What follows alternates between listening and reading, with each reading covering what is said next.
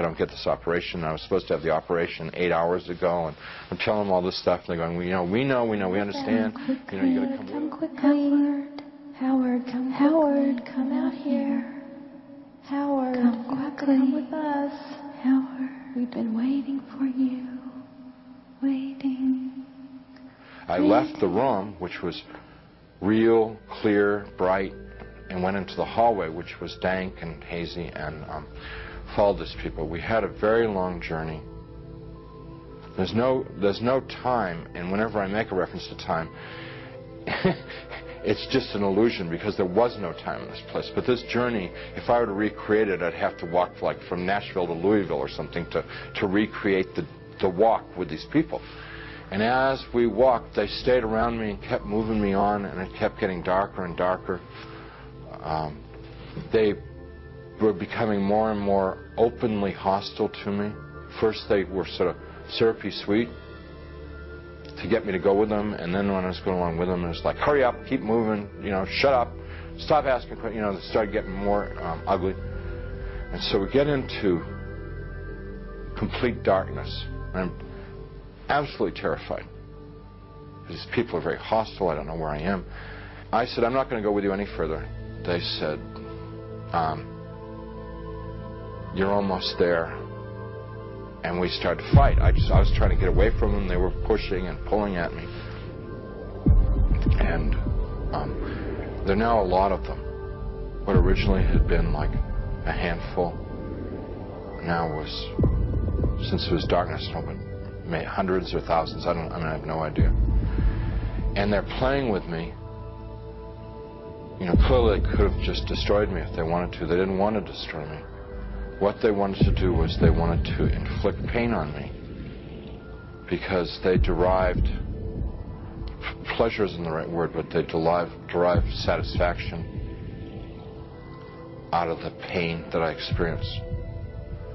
So what they were doing in the beginning part was, it's real hard for me to talk about, and I'm not going to tell you much about it, just a little bit, because it gets, it just gets too ugly. But initially they were like tearing and biting, tearing with their fingernails, scratching, gouging, ripping, and then biting. Trying to defend myself, trying to fight them off, trying to get away from them, but it's like being in a beehive. There's just hundreds of them all over me. And I eventually was just laying on the ground there, all ripped up,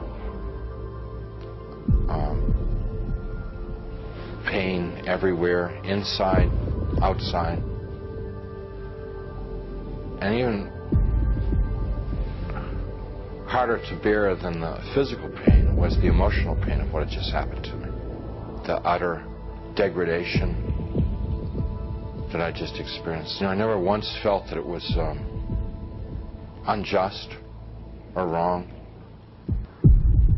I heard my voice. It wasn't somebody else's voice. It wasn't the voice of God or anything. It was my voice. And I heard it speak, but I didn't speak it. So whether it's the voice of my conscience or, I don't know what it was. It was just, but I distinctly heard my voice say, pray to God. And so I thought to myself, I don't believe in God. Pray to God. And I'm thinking, even if I could pray, I don't know how to pray anymore. I haven't prayed. And at that time, I probably hadn't prayed in 22, 23 years. And so I'm thinking, like, when I was a child, and we said prayers in Sunday school, and we said prayers in church, and what did we say? And I'm trying to think of it, because to me, to pray was to recite something that I'd learned. That's what I thought a prayer was then. So let's say, the Lord is my shepherd. Give us this day our daily bread. My country, 'tis of thee. No, that's not a prayer. That's wrong. Let's see. Yea, though I walk through the valley of the shadow of death, fourscore and years ago, our forefathers. You know, I'm getting all of them mixed up. I can't remember how to pray. And then the people who were around me, every time I'd like mention God, these people who had attacked me and beaten me, every time I mentioned God, it was as if mentioning God was throwing boiling water on them. They would shriek, they would scream, they would yell, and in worse profanity than anything I've ever heard in this world. The other thing that was happening was that they couldn't bear to be around me talking about God. It was so painful for them to hear about God that they kept backing away, backing away, backing away. And so I had a sense that I could push them away by talking about God.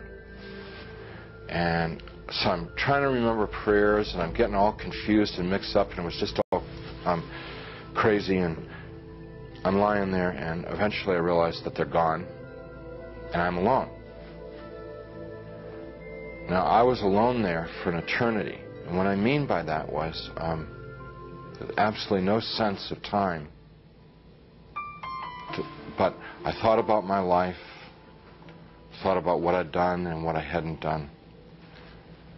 I thought about the situation I was in. And the conclusion that I came to is that I had lived my adult life, I had lived a selfish life. My only God in my adult life was myself. I realized that I was something terribly, terribly wrong with my life, and that the people that attacked me were the same kind of people that I was. They were not monsters, they weren't demons. They were people who had missed it. The point of being born and being alive in this world. They'd missed it, and they'd lived lives of selfishness and cruelty. And now we're in a world where there was nothing else.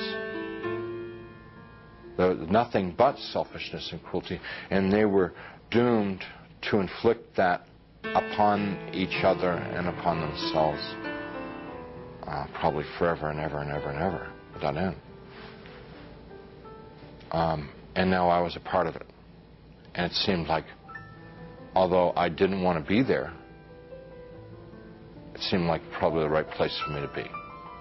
There was a sense of like, this is what I deserve, because this is what I lived.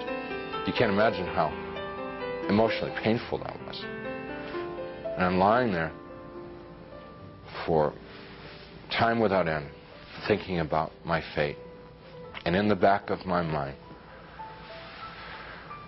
comes up an image of myself as a child, sitting in a Sunday school classroom, singing, "Jesus Loves Me." I could hear in my mind, "Jesus loves me, la la la. Jesus loves me, la la." And as I recalled myself singing it and I could hear myself as a child singing it. More important than anything else was that I could feel it in my heart that there was a time in my life when I was young and innocent, when I believed in something good, when I believed in something other than myself, when I believed in someone who was all good, all powerful, who really, really cared about me. And I knew that I wanted that back, that which I had lost, that I'd thrown away, that I'd betrayed. I wanted that back. That I didn't know Jesus, but I wanted to know Jesus. I didn't know His love, but I wanted to know His love. I didn't know if He was real, but I wanted Him to be real. You know, I mean, this was all just because I trusted that there was a time in my life that I had believed in something, and that I knew I had known once as a child that it was true, and I wanted to trust that it was true. So I called out into the darkness, "Jesus, please save me." Please save me. And He came. He came. First there was a tiny little speck of light in the darkness, and it very rapidly got bright. And the light became so bright that if it were in this world, it would have consumed me. I just would have fried me to a crisp. But it wasn't at all hot or dangerous there. The light just came upon me, and He reached down. He was in this light, and He reached down out of this light and gently started to pick me up. And in His light, I could see that I was gore and filth and wounds all over. And I look like roadkill. And he's gently putting his hands underneath me and very tenderly picking me up. And as he's touching me, everything just goes away. All the wounds, all the pain, all the dirt, it just kind of like evaporated away. And I'm like whole and healed. And inside, just filled with his love, which I wish I could be more articulate about. It's so frustrating not being able to tell people about it, because, you know, it's the best thing that ever happened to me in my life. I mean, it's like it's the everything. You know, it's the all of life is to know that love.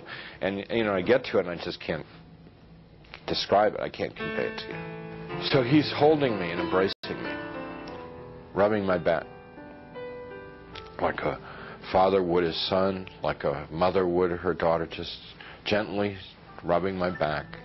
And I'm bawling like a baby out of happiness. I mean, like the release, you know, having been lost and now been found, having been dead and now brought back to life, you know. And he's carrying me out of there. Up we just go. Out, gone. And we're moving towards a world of light, and I began to have thoughts of